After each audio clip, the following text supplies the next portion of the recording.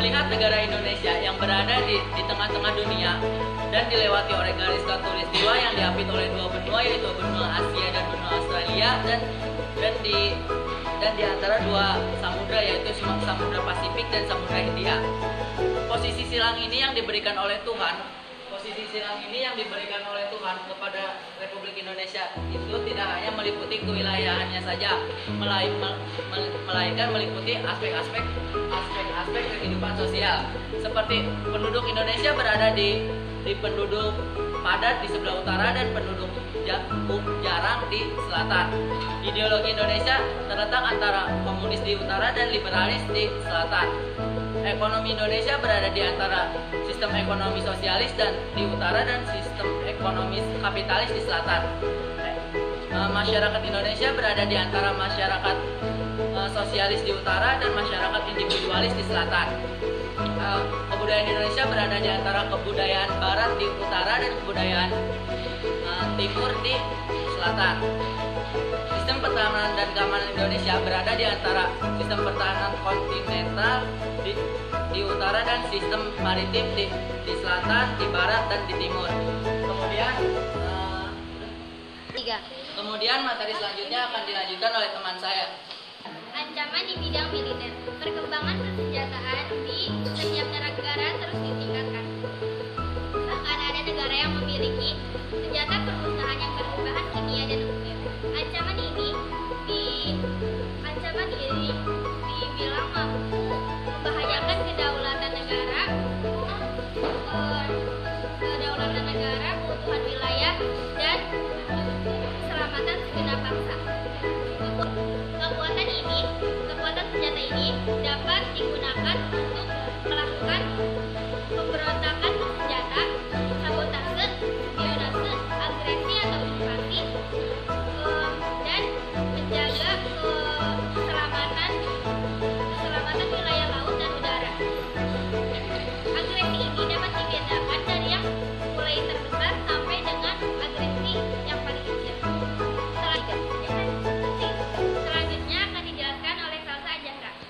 Bangsa Indonesia pernah merasakan pahitnya diinvasi atau diserang oleh Belanda, yaitu sebanyak 2 kali yang ingin menjajah bangsa Indonesia, yaitu pada agresi militer pertama pada tanggal 21 Juli 1947 sampai 5 Agustus 1947, dan pada agresi militer kedua 19 Desember 1948. Pemberontakan bersenjata juga menjadi ancaman para militer yang harus serius ditangani oleh bangsa Indonesia. Pada dasarnya, pemberontakan bersenjata yang terjadi di Indonesia merupakan ancaman yang timbul dan dilakukan oleh pihak-pihak tertentu di dalam negeri. Selanjutnya akan dijelaskan oleh Lulu. Selanjutnya, ancaman non-militer. Ancaman non-militer pada hakikatnya ancaman yang menggunakan apapun non-militer senilai mempunyai kemampuan yang membahayakan kedaulatan negara, kepribadian bangsa, keutuhan wilayah negara, dan persatuan. Ancaman ini selanjutnya disebabkan oleh pengaruh negatif dari globalisasi. Contohnya, pengaruh gaya hidup, kebarat-baratan, tidak mencintai diri sendiri, dan tidak menggunakan produk. Berikut adalah ancaman di bidang militer seperti TNI atau PRRI, Permesta, pemberontakan PKI Madiun, serta G30 SPKI. Adapun pemberontakan laut seperti pembajakan, perampokan, penyelundupan narkoba, senjata, amunisi, bahan peledak, dan pencurian kekayaan di laut dan pencemaran lingkungan. Apakah ada yang bertanya? Bagaimana? Nama saya Tante Fadila dari kelompok 2. Saya ingin bertanya, bagaimana tindakan pemerintah apabila ada tindakan ancaman militer?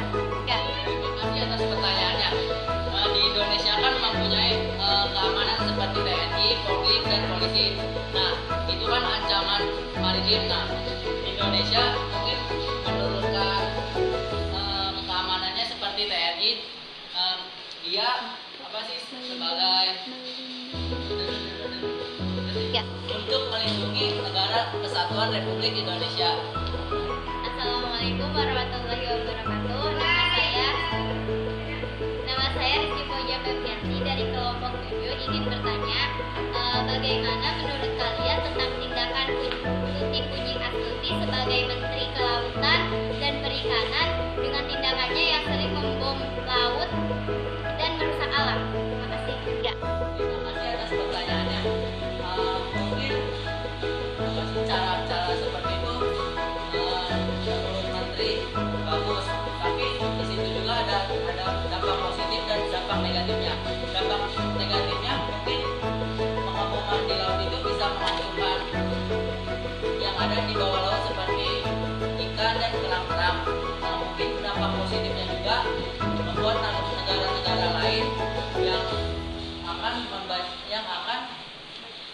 si pencuri kekayaan di laut mungkin akan